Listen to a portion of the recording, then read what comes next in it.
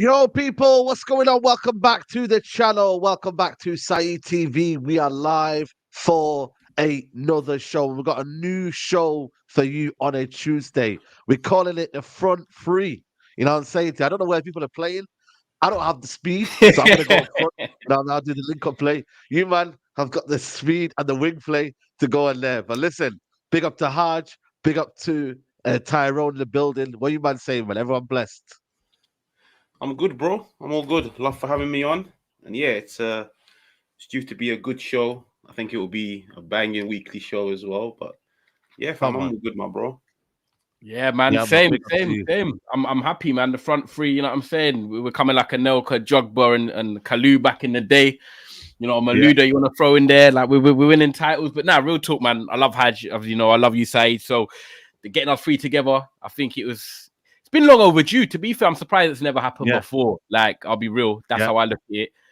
So I'm looking forward to it, man, because, you know, we might not always agree, but we'll disagree respectfully. And at the end of the day, we'll all support United. So like the video, subscribe. Let's get Saeed to 100K this year and onwards and upwards, man. Yeah, man. Big up, man. Big up, man. Both It's of these true. guys It's true. You know what? It's true. That comment there from footy to heart. It's a better front three than United's. Yeah, man. Listen, our front three, bro. We don't know what it is, man. We might get a better GA than them lot. You know what I'm saying to you? So who knows? Who knows, man? But now, big up to everyone here, man. Make sure you smash a like on the video. Make sure you follow these guys' channels. The links are in the title. And yeah, man, listen, we got some news. We got a lot to discuss. I thought it would be a dead kind of like slow news day kind of thing. You know what I mean? I was looking to talk more analysis on the season and whatnot. But, you know, we've got the latest news on possible manager as well. Some rumors about that. Wan Bissaka could be potentially going to Saudi Arabia. And some news about Karim Benzema, which, listen, I don't know what's going on with Karim Benzema, but it's looking a bit mad still. I can't lie to you. But let's get into this story that came on from The Athletic yesterday, yeah? And it came about from this journalist called, I think it's called Paul Balus on Omar. He's good. He's good. Is he good? Yeah, he's from The Athletic. Yeah. From The Athletic. So, Yeah. Correspondent, man. He says, I'm possibly changing the manager.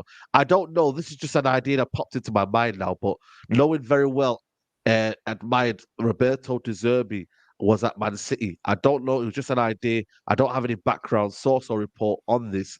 It could be a possibility to start on a new project with your sporting director, your manager, and try to create this strong bond between the sporting direction and coaching staff. Listen, Roberto De Zerbi, man, hard to start with you. Is he someone that you think he's been disrespected a little bit in that aspect? Because a lot of people say he's a hipster manager and da. But if you look at his philosophy, I was watching the football yesterday. It's quite entertaining football to watch. You know what I mean? But is it good enough for Man United? That's the only issue, isn't it? What are you saying? No, I like the Zerbi, man. I'll be honest. I like everything Brighton stand for. Like, I was a massive fan of Potter when he was there. I'm a massive fan of De Zerbi. I do always say though, like, you can't give full credit to De Zerbi because a lot of the groundwork, a lot of the foundations were they were 100% like done by Graham Potter, and like De Zerbi came in and took over a ship which was already heading in the right direction, but he just added like a little sprinkle of like Italian flair on the top of it. But nah, man, I like De Zerbi. Of course, if you would say to me, is he good enough for Manchester United? I probably wouldn't be able to give you an answer, bro, because it's a massive roll of the dice in it, because it's a massive step up. Like you've seen managers that have managed teams better than Brighton, step up to bigger teams and struggle. But nah, he's a good coach, man. Like tactically for me, he's one of the best in the Premier League. It's just, of course, you're only as good as the players that you have. But I think, like, of course, there's going to be a lot of eyes on him this season because there was a little period where Brighton weren't winning. Like even yesterday, I will be honest, they should have secured 3 points against the Wolves team. But I respect them a lot. I just think when it comes to Man United, his style of play will require a shit ton of patience because it's very complex. Like it's going to take a long time to drill it into these players. And I don't know if the fans have the patience for it, bro. That's the issue. That's what I said. Do Palace have the patience to get beat 3-0, but you play scintillating football through that? Or no, I'm cool with that. No. I am. I am happy to accept losing games. I'm happy to accept losing games if I can see something that's in place in the long term is going to benefit us. Because at the end of the day, Brighton don't win every single game. There are games that sometimes Brighton get like not popped, but they concede quite a few goals. But you appreciate the style that De Zerbi, of what Brighton are going to be capable of. And it's the same way I look at Spurs. I know that De Zerbi's a bit longer into his tenure at Brighton than what Ange is at Spurs, but you've got Ange at Spurs, and I've got Spurs fans that I know to go to games, and they're like, Ty, do you know what? Win, lose, or draw, we don't mind actually seeing us if we lose games, because the football we're playing and what we're building under Ange is so clear to see. The players we're linked with is so clear to see that this is the right appointment. Like, and they can accept that. I think there was a game where they come back. What was it? Sheffield United. Kulusevski last minute. Yeah, there was at home and they were losing 1-0. Richarlison scored 90th. Kulusevski 90 plus 8. But the Spurs fans in my group chat at the time were like, you know what? We haven't taken our chances and this is just football. But they were not like getting onto the manager, not getting onto the team. They were like looking at it like the longer term business. Like, we're going to lose some games like this. This is just what happens, smash and grabs. And it's whether Man United fans have the patience with someone like De Zerbi coming in, because I'm all up for De Zerbi. Like, a few of my boys that I speak to, De Zerbi's their number one choice. And people might say, yeah, he's not been at a big club, and you know, we don't know what he's going to be like if he comes to Manchester United. But at the end of the day, it's the same way when players step up. We don't know what they're going to be like until they move to a big club. You don't know what people are going to be like until they get to manage a big club. So at the end of the day, whether De Zerbi's at Man United or not, sometimes things are inevitable in football. And if De Zerbi's not at Man United, he will eventually be at a Tottenham. He will be at a Chelsea. He will be at Man United potentially. So we're going to see him go to a big club. And if he works out there, we will then look at it like, oh, should Man United have maybe made the move? So if you offered me right now De Zerbi to come in the summer and Ten Hag goes, I'm not going to be mad at that at all. And I'll be like, do you know what? I'm excited because I've seen what he's done at Brighton with the players they've got. It's just whether the board and Man United fans are going to be willing to be patient. But I said to Hard yesterday, me and him done a show together, and I said, sometimes when people come into a club, right, you want to do things all at the same time, Saeed. So when Omar's coming in the summer, when Ineos are fully starting in the summer, I know it's like February, but I'm on about the new season starting fresh. It's like the Men in Black. Maybe you just all want to walk in your suits together and just say, yo, clean slate, let's do it all. Because the backfire could be you keep Ten Hag, which I'm not fully against, but if you keep Ten Hag and then 6 months to a year, we're in the same position as now, you've then got to get rid of Ten Hag, get a new manager, and then start a cycle again. And sometimes in business, you just want to start everything together, clean slate. This is the project. And if De Zerbi's gettable, which I think he is from a Brighton team, if you sell him the right project, then it might be the right way to go. It's just don't expect it's going to be scintillating straight away. Like, do you know what I mean? He's going to have to get his right plays in. We talk about technical security at our football club. We don't have enough of them. None. Well, there's a scarcity of players involved. This is a super chat. Big up to Simon Paul says, how many players on your current list would be capable of playing De Zerbi ball? Total opposite tactics to Eric Ten Hag. From what I can list, I'm going for Casemiro. Dalot, I think, can play De Zerbi ball. Listen, Luke Shaw, technically, he's still decent. Who am I looking at? With Kobe Mino. Ericsson, to be fair, I still think got the technical ability. He has got the legs, but then again, I'm looking at James Milner still playing and Lallana still playing. I was going to say he's our James Milner and Lallana. Yep. Yeah. So 5. That's 5. I think Garnacho can still be involved. I mean, Hoyland. Listen, I actually think Ahmad. Ahmad Diallo. Definitely. Casemiro, you never know. It depends if Casemiro's leaving or not, but it depends on what the situation is with Casemiro. Martial, but he's leaving in the summer. Martinez comfortable. Yeah, Martinez. Varane. Varane. Martinez and Onana. So I'm talking. We've got a strong. We've probably got 8 that we can comfortably say from a squad of 20. Yeah, 8. Around 8-ish. You know what I'm saying to you? You're probably looking at around that area, but that's the way I kind of look at it. Has anyone got any other shouts that you think maybe? Yeah, probably that, you know, and that's it. But that's what I'm saying. But this is from though. We need that. We need that mentality, though, man, because we're playing games now suited to 2 players. That's Bruno Fernandes and Rashford.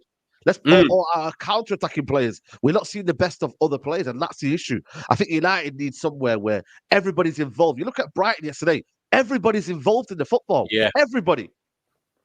Confident, one or two. but Everybody they're confident as well. Like they're involved, but they're confident. They know their roles. They know what they're meant to be doing. That's what I like about it. Like you got players like Van Heck who are playing centre back at the moment. Like I'm not saying that I heard of him, but obviously I know he's at Brighton at the moment. Of course, he's come through their ranks, but like he's not a name that you'd associate with as a starting Brighton centre back. But he's played his way into the team. They signed Igor from Fiorentina. He's not really got a look in. Webster's not getting a chance now. So like De Zerbi instills confidence in every player, and that's what I like. Like Man United, we have confidence players. So Bruno, Rashford, you know, Garnacho, I'm not going to say is a confidence player, but okay. But you look at the main outlets and the main source, Rashford and Bruno, they're confidence players. They're not just technically amazing. But with De Zerbi, I just feel like he instills confidence in players that he makes them like believe in themselves.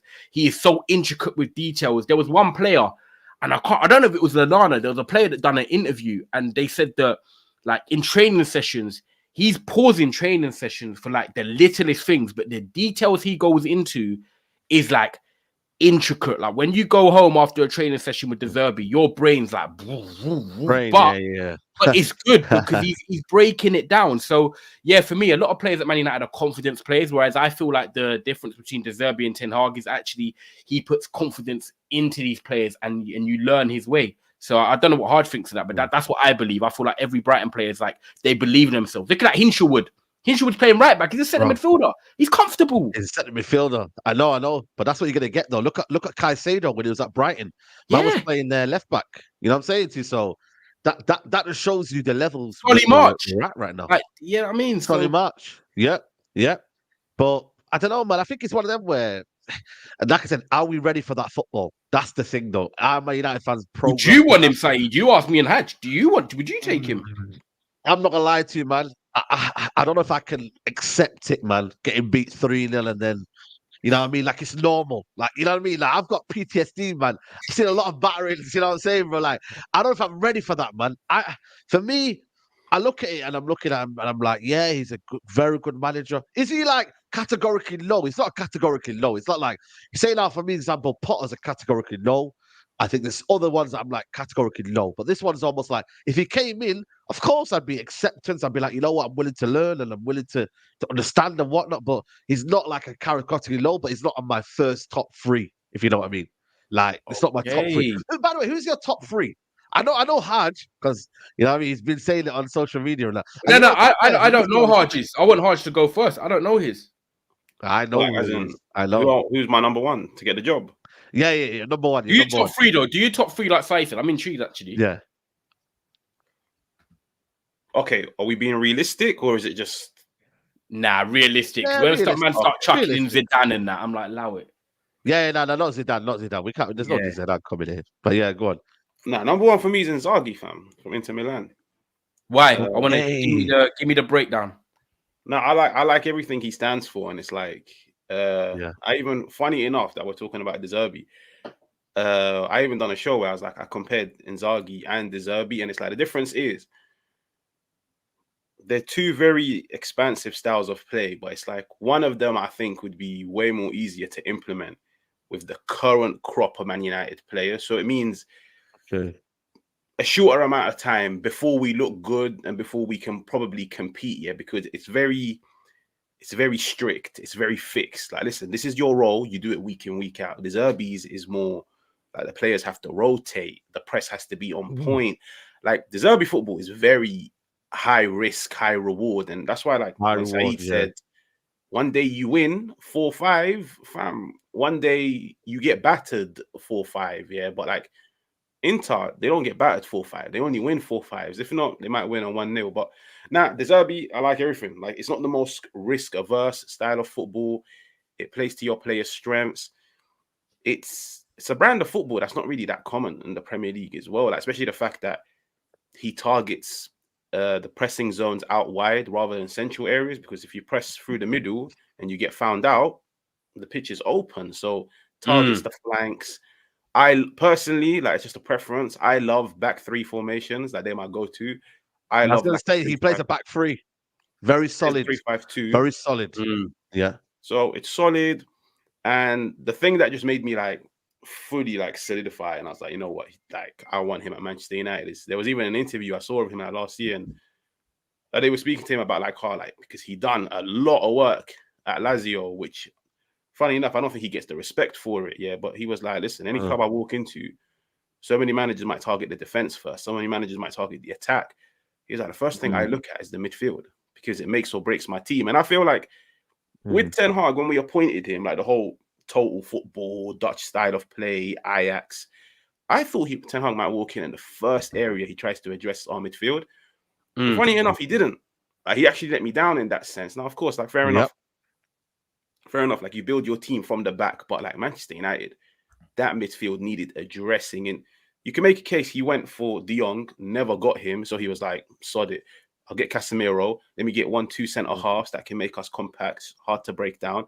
But Inzaghi, nah, he said, my midfield is my most important thing because if I win my midfield battle, I win the game. And you look at what he's getting from 35-year-old Mkhitaryan, Çalhanoğlu, Barella. Like it's, and I watch him. You know what? He's converted Hakan. I'm gonna call him Hakan. It's easier. One of the best midfielders.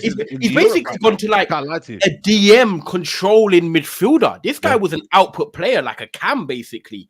So like he's coached him into that sort of. Do you know what? I'm going to use you for your passing skills and control the ball instead of just being a destroyer. He can tackle, by the way, Hakan, but the way he's converted him, I respect it, man.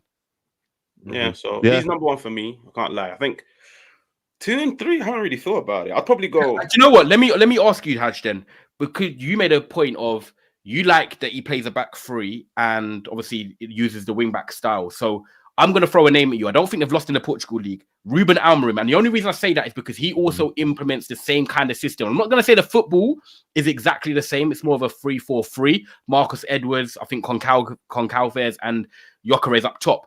But if you're talking about a back three principle, would you look at him as maybe a second or third choice as well? Considering how well he's done at Sporting Lisbon, the fact that they're actually sold Bruno Fernandes and people say as a team they've improved.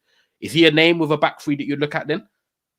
I'll be honest. A lot of people always throw Amorim at me. Yeah, I'll be so honest. I actually don't know much about him. Like it's like the only team in the Sporting League. in the Portuguese league that I would watch probably a Benfica. But Amorim, of course, if I was to read about him or like tune into a few games, from what I've read, the principles are nice. It's just I need to give it the eye test in it. Like I haven't watched. Yeah, that's what I mean. I don't know. What about you, Sayed? I've not watched him 18 years. First title in 18 years.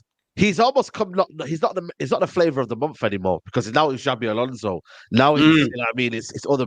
Like he's almost like done his bit now, kind of like people showing what he's about. But I feel like for me, he's someone that I did look at and thinking, yo, he's improved players like Diomande. You know what I mean? Look at it. He's 19 years old, Diomande, and he's look at what he's done over there. You know, he's pulled out Ugarte, you know, made him a strong player in Europe. Now he's sold on as well. So he's developing the youth players. He's developing players as it is already. But like I said to you, it's one of them where I don't know if he's going to be the kind of prime target. Has he got that aura? Has he got that kind of feeling of United really looking at him in that? Flavor of the month, what you said, big as well. It's like the Girona manager. I know we're not going to get, but it's like people are talking about Girona manager now, but it's like, I'm like, no, like you're doing your. I know you're doing your thing, but I don't want him here. Like it's way too early. Like I'm cool with that. You think so? No, because you know it's for me with the Girona manager. They play unbelievable football. Like I'm telling you now, I haven't watched them enough. They actually play really good football. Please watch them. They play unbelievable, and they play with Daley Blind at the back. And I rate Daley Blind. He's got the IQ. I always loved him at United. His footballing brain and keeping the ball was class. Don't underestimate Daley Blind, bad boy footballer. So you're right, to be 100%. Fair. Yeah. Big up knowledge. I think it's the way we lose that upsets you more than the fact that we lost because we can't win every game. It's impossible. No, I hear that 100%. 100%. I think for me, the manner as well, like Man United losing games and we don't have a kick in the game or we don't really have a kind of a say in the game. Like that also is something that I think is the way we do. But yeah, listen, Girona manager's good. I think the managers that will be available will have to be Graham Potter, Zerbi, and then I think it'll be one kind of, you know, like outside one, like out of the hat, maybe a Ruben Amorim. So it'll be them two plus one external guy. That's what I think it will be, personally for me, man. Big up to everybody here. Make sure you like the video. 646 people in the building. First show we're giving you. It's called The Front Three. I appreciate everybody tuning in. We're gonna move on to Wan Bissaka. Wan Bissaka, people. Subject of a move to Al-Nassr, which is crazy. Saudi pro club want to sign Al-Nassr. Saudi club Al-Nassr are prepared to bid for Wan Bissaka in the search for a fullback during the January transfer window. Coming from McGrath, which is a very, very reliable source from the Telegraph. Listen, you know what it is with me though? They missed out on Emerson. So they are definitely looking for a right back. Should we be selling in January? Personally, for me, low. But then again, if they offer 40 to 50 million, or at least above 30 million, are you man saying low to that? Or do you man care about the money? I'll start with you, Haj. I personally, for me, I don't rate Dalot. A lot of people rate Dalot, but I look at Wan Bissaka, I think, you know what you're getting. It might not be great technically, but you know what you're getting. But what do you reckon, Haj, on that one? I don't rate either of them that highly. I'll be honest. Like even better. Dalot, I'll be honest. Prior to season, I wasn't a fan of Dalot in the slightest. Like I genuinely never ever saw the hype in him, but I'll give credit when it's due. He's probably been our player of the season this year. Like he's actually been very good. It's just he hasn't like for a guy that's so good in build up in our own half, he's so shit at it in the opposition half. Like he can't cross. Like it's like as soon as he gets past the halfway line, he just loses brain cells. Like I've never seen a guy cross the ball out of play more than him, and it's just. And especially I found out like he's like 24, so it's like, yeah, no. How much time are you really willing to wait for him to like improve in those areas? Like fair enough, 24 is young, but fam, some of the best fullbacks in the Premier League are younger than 24, and they're 10 times better than him. So yeah, Dalot, I don't mind if like Dalot stays like a backup in it, because I do feel like he does offer something in possession, and he is technically secure. He just needs to refine his game a little bit more. Wan Bissaka, funny enough, I agree with you, which is when Wan Bissaka starts, I just know what I'm getting in it. Like it's very rarely that you watch a game and you're like, yo, like what I was expecting from Wan Bissaka, I never got today. But even then, it's like what you expect of him is not much. And I'll be honest, like at Manchester United, you do expect like more from your players. And I always say this with Wan Bissaka, which is I don't think he leaves in the summer. I don't think he leaves January just because of, like we've seen in the first half of the season, injuries left, right, and center. You need to rely on everybody that you have. But Wan Bissaka was never ever a well-studied signing, because you signed the fullback for Man United, where Man United will dominate the ball more than a Crystal Palace, which means you're not going to defend as much, which means I now need to see what you can give me on the ball. Wan Bissaka played for Palace where he defended 80% of the game. So there's only really 20%. What are you offering in the final third? He comes to Man United where we're defending 30% of a game, 70% we're on the ball. There were so many limitations to his game, but I like him. But his time has come to an end. Yeah, like United need to get like a proper dominant, like high flying fullback, like one that can. Do you know what, Hodge? I love the way Pedro Porro at Spurs has come up. Like the way that is like quality. Yeah, we can't get him. But that profile of like he's solid defensively, but on the ball, like his final third. Even the way I was even going to message Saeed, even his corners against us the other day, like they're like free kicks. It's just something that gives you like them corners. Oh my god! I know. Me and Double A was texting when he was at that end watching the court. He's like, "Ty, this is ridiculous. Like they're like free kicks." But I feel like with Haj has kind of like said it perfectly, because in terms of Dalot, like I feel like if you're gonna get a new manager in, for example, say you got a Zerbi in, for example, you know that Dalot can fit more to that style. He is technically secure. He can play left back. He can play right back. I think his final product's always been a bit raw. And that's something that I think can be worked on. Like that is something I feel like crosses and stuff like that. That is something you can improve on. But for me, defensive. Oh, sorry, let me grab this. I'm coming back. Is that all right? So no, it's there. Go for it. Give me a sec. I'll be back. No, I think the right back market is an interesting one. I look at the guy from the Bayer Leverkusen. What's his name? I always forget his name. Yeah, Frimpong. I look at him and I'm like, unbelievable going forward, but at the same time, it's like, do we need an all-round fullback? All-round fullbacks You know what I mean? Are they around anymore? You know what I mean? Like, are we just going to see a game where we only get fullbacks that can only do one job, and it's up to the system to kind of manage that? Look at Trent. You know, he's coming inverted, Like, you have to, the system has to manage him. You have to find something like Konate helps out. You know, with Trent Alexander-Arnold. It's just the way fullbacks are going right now. I don't look at any fullback in Europe, and I'm like, he's unbelievable at everything. Like, maybe Kyle Walker, but he's getting on a bit now. Like, you're not going to get a perfect right back anymore. So you have to let me look at the guys like Frimpong. You know, I'm struggling to think about in Europe who would be around. Mazarawi, again, you know what I mean? Do we want Mukiele? Look at Mukiele. Mukiele is walking about now trying to find a club. Is he someone that you want? You know what I mean? Like, look at Kieran Trippier, Bayern Munich. Look what Bayern Munich are doing. They're getting Kieran Trippier. You don't watch him. So it's true. It's I don't know really. It's hard. It's hard. Sorry, my door knocked. I just think like Wan Bissaka's hit his ceiling at us, and I think a lot of footballers have. And I think we've got to be in that position now where, as fans, as a football club, we've just got to be like, we've got to let people go. Like, we've just got to allow people to go. We can't just hold on to people anymore, be worried about letting them go. And if they produce better elsewhere, cool. If Wan Bissaka leaves and he goes and does well elsewhere, I'll be happy for him. I've always been a Wan Bissaka fan because of defensively what he gives us. But like Hard said, it's just defensively what he gives us. He's not great on the ball. I know we've tried to come into the central areas and stuff, but he's just not comfortable. And I don't think he's going to get any better. I think he is what he is. And if Man United are wanting to go in the right direction, how I look at it is, if we sold Wan Bissaka and got a right back in who's more competent on the ball, are we going to be losing out on Wan Bissaka and being like, oh my God, we've really lost out on this player here? No, I feel like we'll either upgrade or we'll stay at a steady level because we've still got Dalot there. So I don't think it's a big loss. That's how I look at it with players. Like, oh, if we lost Kobe Mino, I'm thinking we've lost like a player that, you know, can take the ball off the back foot, very comfortable. It's a unique profile. Like, it's what will you lose to what you can gain? And I just think Wan Bissaka, I would rather him go as a player himself to enjoy his football. I think he can go out there and actually, I'm not saying he doesn't want to be at United, but I feel like there's parts of me that feel like he wants to go.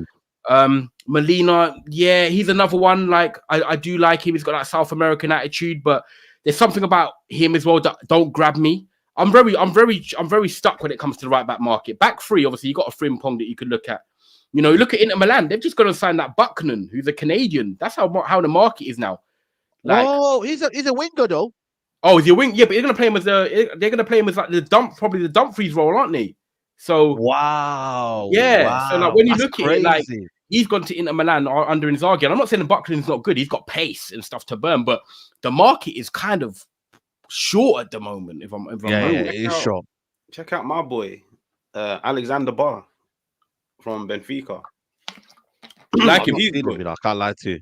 Check him out. He's nice. I'll be honest. Like, he's technical, nice delivery on him. Probably does tick both boxes. Whereas in like defensively, 26 now.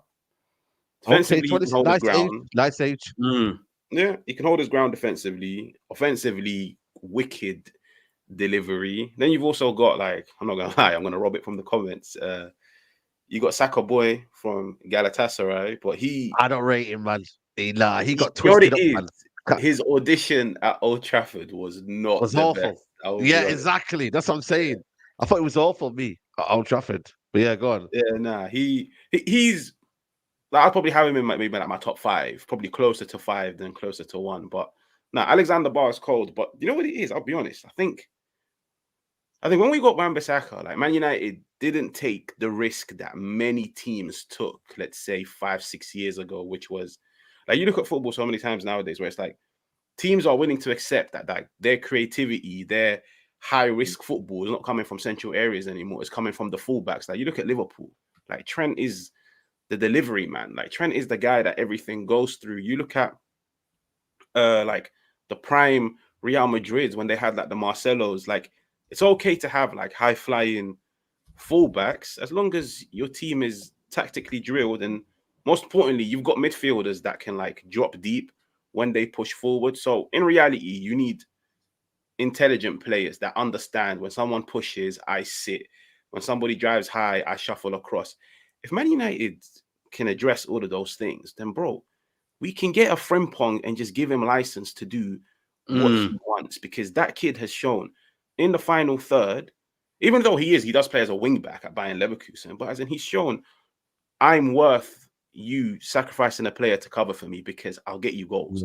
Yeah, he's got output. Yeah. So output. Yeah. Game, someone has to sacrifice themselves for another player to do damage, and that's what Man United need to do. And it doesn't have to be the biggest thing. This is what a coach does.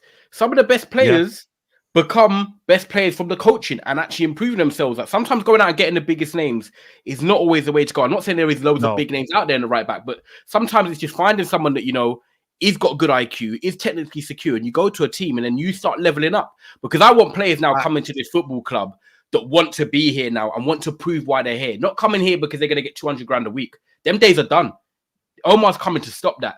We're going to get players now that we want to see come in, want to improve, want to prove to themselves why they're at Manchester United and help get us back to the top of football. It's going to take a while, of course, but I'm on about competing for the league, getting back in the Champions League regularly. And we're just like on panels saying, yeah, we're finishing top 4. Like we're going to go for second or we want to try and go for the title. So at the end of the day, we've got to go out and get players now that want to come here. And I believe that players of IQ and technical security, they're coachable side, and we can get them. Yeah. Someone mentioned, I was laughing there. Someone mentioned Klaus, man. Bro, this guy, was he not like meant to kick on and that when he went to Marseille? Has he not really kicked on? Yeah, I think, and he got a call. Yeah, he's 30, old, he's 31. Yeah, he's old. 31, man. He's 31 now. He's not in. I big up knowledge, man. None of our young players got levels better because none of our managers coach. They just set up to keep themselves in a job. A proper coach would have our tech ballers cooking and improving. That's for me a thing where we need to see that next level as well now. Like the Isaac Hansons, the guys that are meant to be coming up and whatnot, they need to now step up and whatnot. But ultimately, not enough players have been improved under Ten Hag. That's one thing that Ten Hag has not done. Like, he's not improved a lot of players, man. Like, yeah, he's improved the likes of maybe Lisandro Martinez is this guy, but if you were to say who's improved under Ten Hag, Rashford in his first season, everyone could say that's a purple patch.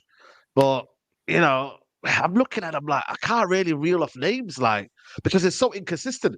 You can't be like, oh, he's improved them, but then they're not playing him week in, week out very, very good. You know? Like, it's true. It's hard. It's true when you deep it. Yeah, it's true. It is. Garnacho, obviously, Garnacho, big up Rhino. Garnacho, obviously, he's got that. No matter if Ten Hag was the coach or not, I feel like Garnacho is just Garnacho. That's this playing style. That's not coaching. I feel like that's just him. He's just got thrown in. He's overachieved. Not overachieved. He's overperformed to what we thought. You know, him being a squad player, he's now become a starter because Anthony's crap. And that's the way that is. Højlund, he's only just signed him. Lisandro is his guy. Anana. Wan Bissaka, I would say actually he's slightly improved in terms of he's a bit better on the ball now, but he's not levels. That's the thing. You can improve, but there's improving to being like, right, you're nailed on, you're a starter, you've really taken on like this mantleship. Wan Bissaka's improved technically. I've seen him go into central areas on the ball, which I would never see before. So comfortably on the ball, he has improved, but he's just not the bar where it is. I think Dalot has got better, but Dallow's always been technically secure. I think what it is, players have improved, but they've not improved to the levels you're like, oh my God, you know, these players can be in the starting 11 for the next 3, 4, 5 years. Do you know what I'm saying? People have improved, but the level of improvement isn't major. And I think that's where two things can be right. I don't know what you think. Yeah, that's true as well. Big up to True Blue says, anyone you take contact? Nah, not for me, man. Nah, man, 100% not. No, that's spot on, man. That's spot on. I think for me, just a final point on that one, Haj. Do you agree with Tyrone there? We've not got players that have improved, so we can stay for like 4 or 5 years. Like, there's not like everyone could go really. Like, if we built a new squad, tomorrow, I don't think United fans would cry, would they? Like, let's be honest, I wouldn't cry if my United built a new squad yesterday. Would you? Like, no. You know, that's how it comes down to. Nah, we can. You know what it is? I think besides the new signings, bro, the majority of these men have had long enough. They've had long enough. They've had a few different managers. And I'll be honest, like sometimes good players sometimes don't always need a manager to like showcase themselves. Like, of course, you might need a good manager, a good style of play to like drop the consistent 10 out of 10 performances week in, week out. But I don't think any of us have ever sat down and said, yo, I want 10 out of 10. Like, bro, we're starving out here. Like, we're asking just for mediocre. Like, just give me a consistent 7 out of 10 week in, week out. And these men have struggled to do so. But with player development, I do, funny enough, I agree with Saeed more than I agree with Ty, because Ty, I agree, which is some have improved, but not as much as we thought they would, like under Ten Hag. I'll be so honest, man. Like when Ten Hag came in, and I was like, cool. Like the first thing I saw was how he wanted the fullbacks to invert. Yeah, bro, when are he coming up to 2 years on the Ten Hag? If Ten Hag was to get sacked today, and I was to ask you this one question, we've seen Luke Shaw invert, we've seen Dalot invert, and we've seen Wan Bissaka invert. Have any of them mastered that role? No. Not a single one of them. And actually, I think Dallow's the best at it out of the three, and they haven't mastered it yet. Dallow's the best at it. But the left back. Even the left back, that's only left back as well. He doesn't even do it at right back. At least left back, he comes into space, he can drive with the ball. But he's a good ball. It's not level. Anyway. Yeah, it's not Cancelo. Yeah, 100%. That's what it is. Like he hasn't really improved them in that sense. And I'll be honest, like at the end of the day, no one can improve. Like the only way you improve is even if you wanted to improve as an individual. It's all about repetition. How can you improve when every single week we're playing in a different way? Or to be honest, it's going to a point where I think even the players don't know how they're supposed to play in it. Yeah. If, for example, for 18 months, if we played the same way, week in, week out, regardless of injuries, regardless of suspensions, you would have seen players improve because they would have gotten more familiar with their roles. But one day right back, one day left back, one day Kobe's advanced, one day Kobe's sitting the deepest, one day Bruno 10. I saw Bruno on the left against West Ham. I've seen Bruno on the right. I've seen Bruno play deep. So I don't think he's improved anyone. I think he's just given players an opportunity, and you've just seen some of their qualities over time. That's it. Hopefully, though, this goes with, because what do you think on this side as well? Like yesterday, because obviously me and Har just spoke about it, so I want to see what you think. That report that come out that Omar Barada said that if you sign players, you know, you've got 1 to 2 years to perform, 3 to 4 years, or you're out the door. And we're talking about players like, I'm not trying to say that I'm not trying to single these guys out in the comments, so don't get mad about your star boys. But, you know, you've got Maguires, you've got Martials, you've got Luke Shaws, you've got McTominays. The list goes on of players that have been here under 3 or 4 managers, for example, and they're still here now. So when you see that report about, you know, we sign players and they're not performing after 3 years, they can go, like, that's kind of music to my ears. And I know it's easy to say because it's not happened now. Like we're looking at players that I've just named and they've been here and they could have gone. And obviously saying that and coming out and saying, yeah, after 3 years, the players are not performing, we're happy to see them leave and we'll try and sell them. It's like, okay, it's easy to say that because you haven't done it. But first of all, do you believe that? But second of all, that's a right step in the right direction when we're talking about players now linking it to improvement and stuff, right? Yeah, no, 100%. I think for me, 2 years, I don't think they would get rid of him in 2. I think 3 years. No, I think 3 to 4. I think it was 3 to 4 is always that kind of range. I'm not gonna lie to you. When you have the best in class, I don't think anybody can say no to it. Like, why should we now, if we have the best in class, and they say, right, you're not performing, we're not producing, the manager's trying to get the best out of you. This has happened. You've been there 3 years. You need to go. Then, when you have the best in class, you can't say no to that. It's when you have these guys like Myrtle and them, man, who brought him in, didn't know the profile, didn't know what they were doing, brought him in a different manager, didn't allow them to thrive, and then you make it all on them, and you kind of basically say, well, now you need to play basically. That's not right. With Omar Barada, at least, you're going to get a platform to succeed. He's not just going to buy players like that player's going to go fit with that player and that. Like, hopefully, when we get Dan Ashworth and the sporting director, we get players that suit each other. There's a style, there's a philosophy. Yeah, true. I believe if that happens, then you should be given 3 years. If you don't succeed, then you move on. That's fair. But again, like I said to you, if you look at it from a point of view where we manage it well and we manage it to accordingly, I don't think anybody can say anything in that regards, man. So that's my opinion on that one. And where do you think then that, quickly, where did that leave you with Bruno Fernandes?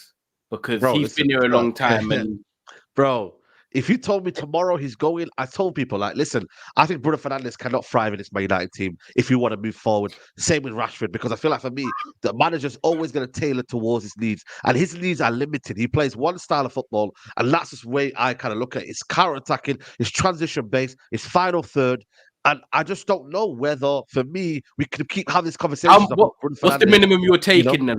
I'm very intrigued. So say if I'm a Saudi club, and I come to you with, let me start at 60 million. Bro, listen, I'll take 30 million, bro. I'll be honest with you. Yeah. Listen, okay, you're like, no matter what, you want him gone. Like, you are. Bro, how much should we get him for? How much should we get him for? How much should we sign him for? How much should we get him for, actually? 55? 48, I think. 48? Yeah.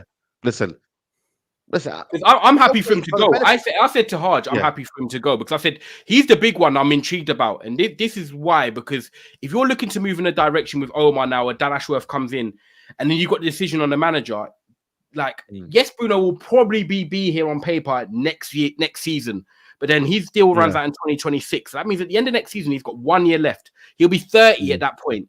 It's like, do you give him that new deal or do you let him go? For me, I said, I'm happy for him to go because I don't feel like he'll get any better at Man United. I feel like his legs are slowly going. And the football we play, I feel like there's better people out there that are tidy on the ball and can give us consistency. So I think he goes probably next summer. But if a bid come in of 60 million, for example, this year, I'm happy to take him. I think Levin said yesterday, if I'm right, Haj, Levin said the lowest he would take was, I think, 75, I think. If I'm wrong. 80. Levin said he would take 8. Levin said 80 is the minimum. No, Levin said 80 was the minimum. So it's interesting to see the difference in like what people think. That's why I do like talking about it. Let me see what the chat's saying. Yeah, you said 30. Hard just said we bought it for this price, by the way. 60. We bought it for this price. 26. You're saying 30. Hard said 50, 60. I said I think we can get 65 for him, and then Levin said 80. So like. Saudi Arabia is different though. Saudi Arabia, I don't mind exploiting their market. Okay, fair enough. I'm looking from a point of view where I just want him to go. But I'm saying, Inter Milan or Atletico, they're not going to come in with that money. They're going to come in with the 50. They're not going to come in. They're going to come with 30, 40 million max. But if Saudi Arabia come, listen, you know what I mean? Like wherever the price is, I don't care. Like it is what it is. Like that. That's what it's going to take. Then we'll move on that one. But for me, by the way, let me just if Bruno Fernandes left, would you be happy or would you be sad? Like both of you, like if you still keen on Bruno Fernandes in the team? There you go. I think at the end of the day, is he going to get better here? I don't. Are his legs slowly going? I think so. Is he 30 this year? Yes. Yeah. I want to move in a different direction now. I thank, by the way, I don't think he's shit. I'm not going to come on here and bash Bruno Fernandes. But he's not crap. I just think he's hit his ceiling at Man United, and he will suit going to an Inter Milan or Atletico Madrid. And I could really imagine him there playing Italy, playing Spain or something, and Atletico, and you're cool. Look, he's done his thing. He's tried for 4 years, Said, but no, I'm happy to see him go now. I've made up my mind. That's fair. Big up to everyone still locked in. There's 837 of you in the building. Big up to everyone who's tuning in, man. Smash a like, man. Like, it costs nothing. Man. Smash the like. Off the live chat. Hit the thumbs up. Like, I'm gonna push the likes for you guys. Like, we're giving you content in the daytime. It helps Said reach a new audience. People, you don't realize how the likes work. Like, it can reach people in Japan, Hong Kong, who have never watched or even seen me or Haj. So you know what I mean. Subscribe to the channel. Do all that stuff. Man. Subscribe to the Mandem as well, man. Like Haj, he's doing consistent daily content, man. You know what I mean? It's about time, man. You know what I'm saying? He's back and he's ready. You know what I mean? Tyrone Trafford Tunnel, we're live on this channel. I think Fridays around 5:30. We're gonna be there as well. So yeah, man. Like, support the Mandem. It's all about growing, not just me. Everyone grows together, man. That's what it's about, people, man. Last 15 minutes or so on the show, we got to talk about the striker issue. Let me talk about Karim Benzema first of all. Apparently, Berbatov has come out and said, I don't know if it's true or not, but he's saying, I saw that Man United could be in the game for Karim Benzema. Someone told me that they might try to see what the situation is. He has already played at Real Madrid, so maybe he's talking to Varane right now. He might ask how training's going, how it's going with Erik ten Hag, what Manchester looks like. Benzema is not happy where he is, and he just wants to play football. He's no longer playing for money. He already has all the money, so he's option for Man United. Apparently, they're saying that he feels trapped. I don't know if you see the latest news, Mandem, but apparently he feels trapped. He's not really enjoying it over there. And yeah, man, it could be a really, really possibility that he could be leaving Saudi Arabia.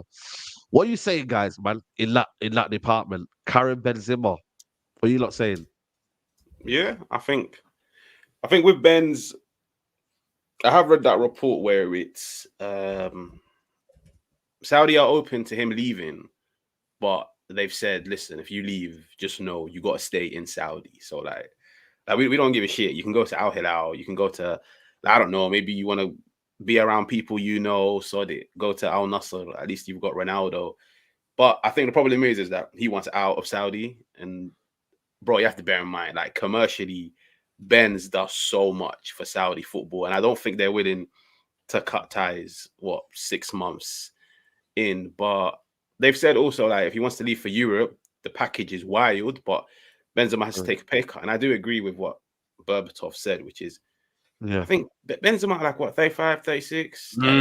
He's done everything in the game. He's accumulated a shit ton of money. Like, I don't think he's playing for money anymore. I think he's just playing to enjoy himself and probably add like 1-2 pieces of silverware into his trophy cabinet. But I don't think personally Man United go for him. Of course, if we do, like, I'd love it. Like, I'd start him ahead of Højlund. Yeah, but the fact that Højlund will have a striker that's very different to him, and you could probably make a sense the areas that Højlund struggles in are the areas that Benzema flourishes in, because I think Højlund, when it comes to like holding up the ball, bringing others into the game, like just learning how to use your body to your advantage, he struggles with that. And of course, he's young, like he's learning his trade.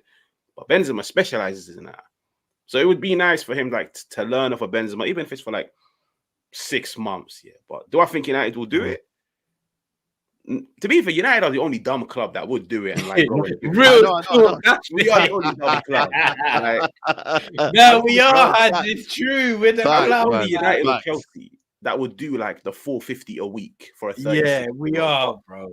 But we're drowning in it, so it's like we'll take it. But I don't think this new regime would want to start things off. Well, to be fair, they haven't really fully taken over. But I'm saying I don't think. Is it a 6-month loan he's looking at? I'm not clear on the details. 6 months, yeah. 6 months. Okay, 6 then months, it's not that bad. Like it's 4 months. No, it's not that bad. We're in February now. February, March, April, May. Yeah, February. Yeah. Season's done. Yeah.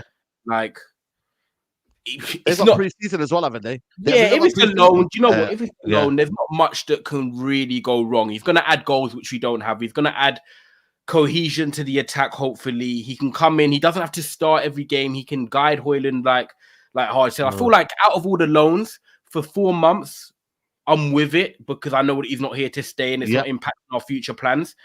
And Benzema, for me, he's not an old 36. He's like he's pretty mobile. He's not as quick as he was. But look at Giroud, man. Giroud's still playing. Yeah, Giroud still plays. And he can move more than Giroud. So I feel like Benzema's IQ and what he can bring to the team for 4 months would actually help us. Even though, I'm not agreeing with these old ages and bringing them in. But if it's 4 months, I don't think it can be that bad. Like he just wants to play football. He probably wants to be happy, and he doesn't have to come in and demand that he starts. We're out the Champions League already. We're out the Carabao Cup, so it's only the league and the FA Cup we're focusing on. What about Ten Hag, though? Do you reckon he can handle another guy who's coming in with a bit of ego and bit of, you know what I mean? Like, I don't think he can, man. I'll be honest with you, man. I don't think he can, man. I think you know what it is with Benz, especially when you bear in mind that like Benzema is coming mainly because he's unhappy at Saudi. And now, if I was to ask you, man, how many, as of the 23rd of January, how many players are currently happy at Manchester United for whatever reason? Like football. I feel like the squad probably 60-40 happy, 40 are unhappy, 60 are happy. That's what it is. So it's like sometimes like it's always important to sign players and like integrate them into a happy camp. This Man United camp is not the happiest. Like some are happy probably because they're starting, because they probably know they wouldn't be starting under other managers. Some are unhappy for whatever reason. And I just think with Benz, he might walk in and then just be like, he'll already like sense the vibe. And Ten Hag has already shown like my issue with Ten Hag is like maybe even me and Ty talked about it one time. It's like sometimes that maybe I'm speaking because I'm a fan, but it's like sometimes he doesn't have that respect for like a player that's done a lot in the game. And as much as I don't want to like preach about some players having like special treatment, I'm not saying special treatment, which means starting him week in, week out. No, but it's like some players deserve for things to be kept private between them, giving them that extra run.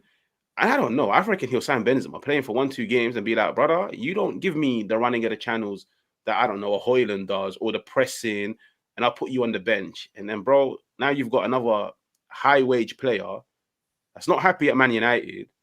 And it's just, I don't know, man. Like, I get car crash vibes from if Benzema comes to Man United, but I'm all for it. Like, I'd love to see him at Man United. Yeah, you know what? I think for me, the glamorous story would be him go to Lyon and end his career over there. I love that. Him and I think Lacazette's still there as well. Perfect. Lacazette, you know what I mean? Like, end it there and keep them up as well. Keep them up as well, because I think they're lingering around the relegation zone. I think I think to be fair, they think they've just come out of it. To be fair, they came out of it. You know what I mean? Like, Yeah, they came out of it. Oh, but money wouldn't be a thing there. He's actually going back. No. He'll be going back because he wants to help like his boyhood club, which I feel like is a good way to. I think there's another one. The other day went under the radar. Ivan Perisic. I don't know if anyone saw that, but Perisic has gone back to split. And he's doing like a €1, and it's like, do you know what? I've earned the money. I want to come back and actually help my club and give back to the community, and maybe show some fans who didn't see me play when I was coming up the ranks. And that's a legend to them. So yeah, I don't know, but. I feel like if he goes back to Lyon, he's got to accept a pay cut and and go there because the love of the game. And sometimes it test players at this time, but he's made enough, man. I'd prefer him there. If you gave me the option, I'd rather see him there. I know 100%. Even me, from a football purist, I would want him to go there, just end his career over there, man. Because United, we've listen, man. Ronaldo situation. When I look back at him, man, I remember Statman Bays when I said to Ronaldo's finished in the ground, and I regret saying that because I'm like, yo, we should never brought him back in it. Like when I said it, he's you could see him, man. He's like, I took advantage of his heart, man, because he was already like sad his first game at Old Trafford, and I said, yo, man, he's finished, isn't it, man? Come on, man, you see it here, man. You try, bro. He hasn't stopped to this day. He don't stop to this day. We hear it at least 3 times a week, man. He loves the guy, man. Yeah, of course, man. But he came over and he's seen him we seen Cavani. Like, I loved Cavani before United, man, Napoli and PSG. But when he came to Old Trafford, the shadow of the man, Falcao, even though he's 28 at the time, probably 35. You know what I mean? Again, we destroyed him. Zlatan, I think the first season was amazing, but then why did all of a sudden he just fell apart the second season? It's just, everything we touch, man, it's just so bad, man. That's why I don't want, do you know what? And this is why I'm not trying to spin the convo back to Omar, but this is why I'm a bit I'm excited because we've got someone from Man City and he didn't have to leave a club like that.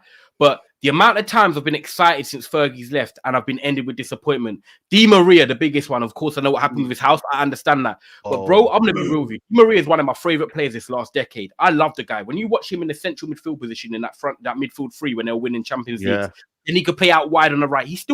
I watch Benfica now. He plays out wide for Benfica now. And he got a lovely assist for Leonardo the other day.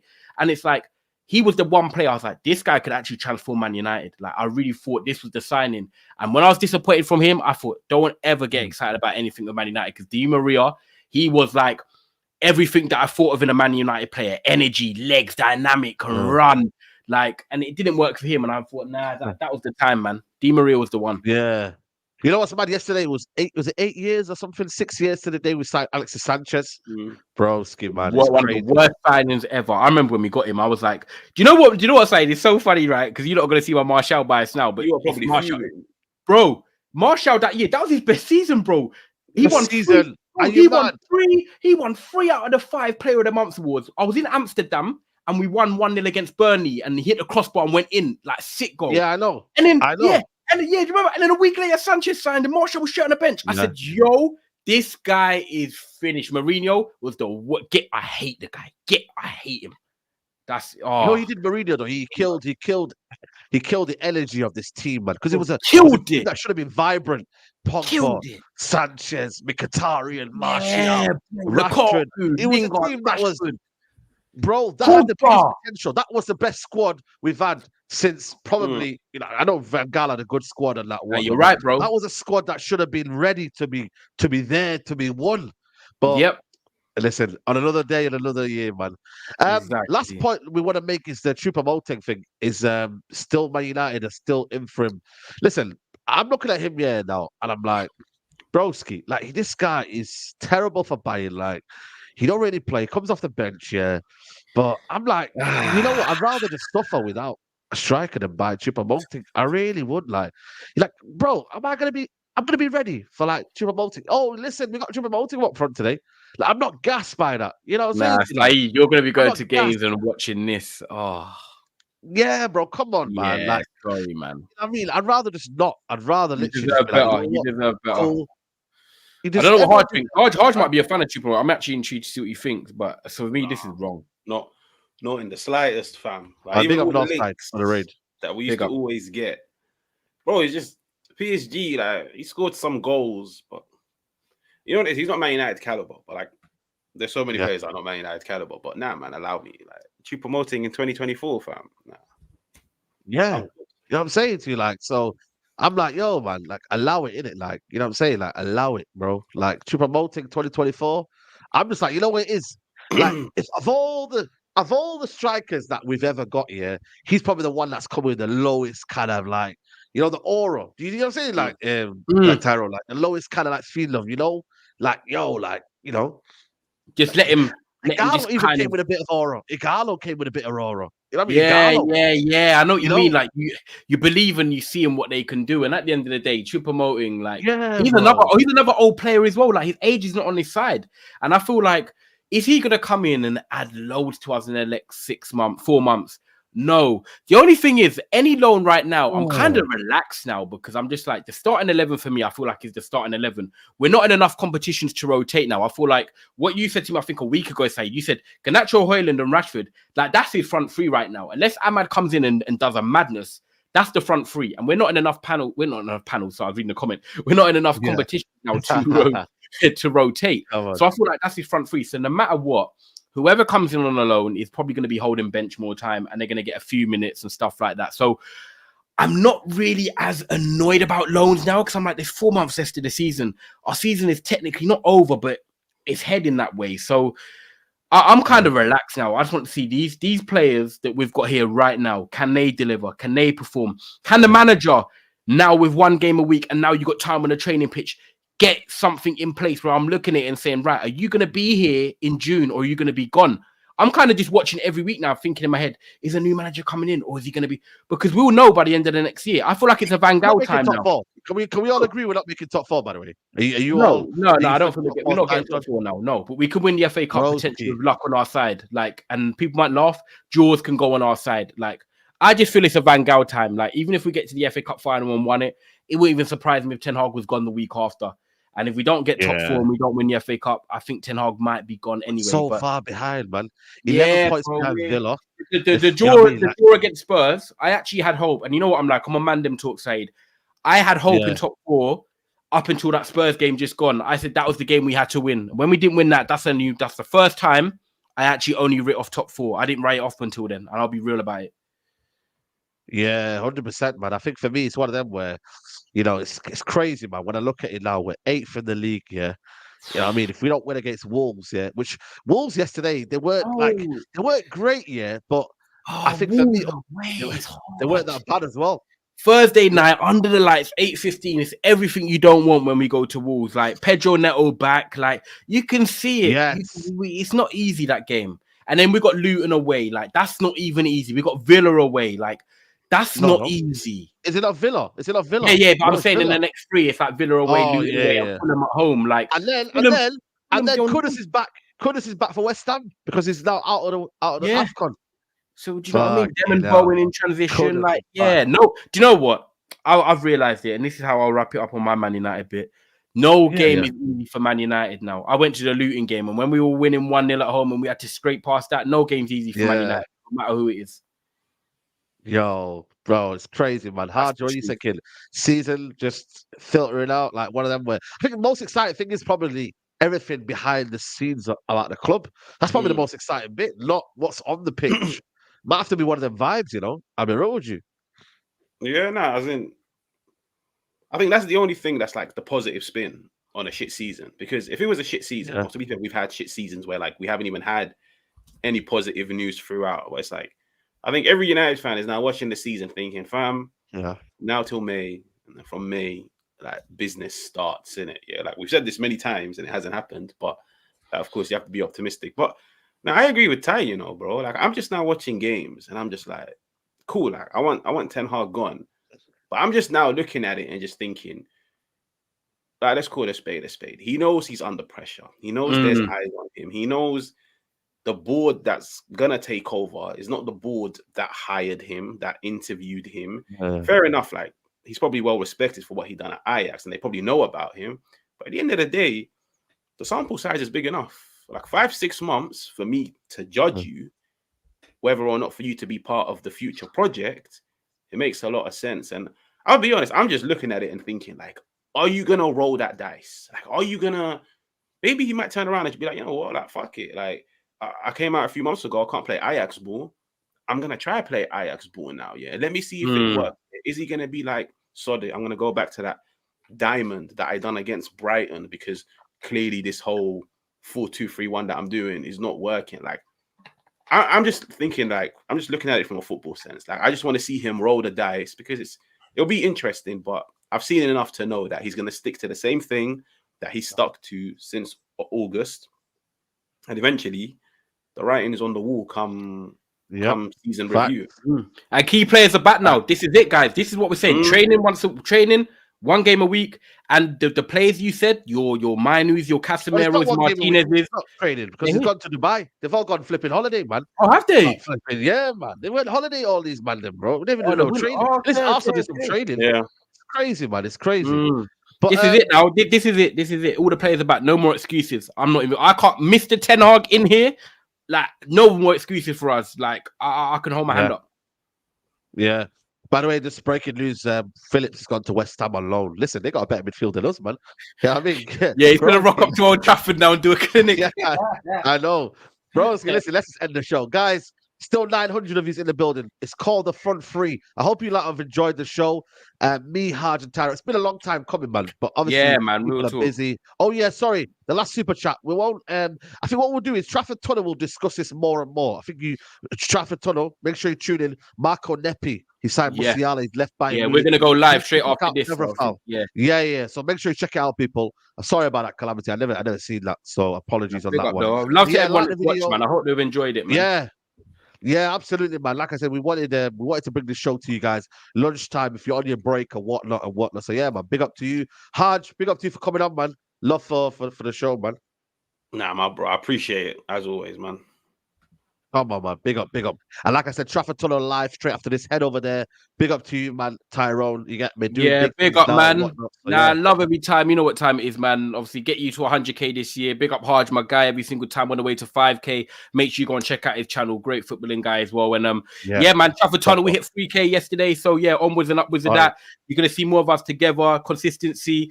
And at the end of the day, I love you guys in the comments. You guys are gonna make it good, you know what I'm saying? And keep interacting, you know what I'm saying? So love that, man. And like the video. Big up, Saeed, every time. Yeah, always, man. Big up to everyone here. I'll be back for the watch along tonight and also maybe another video tonight as well. But check out the community page or whatnot. Trafford Tunnel, we'll see you there. Peace.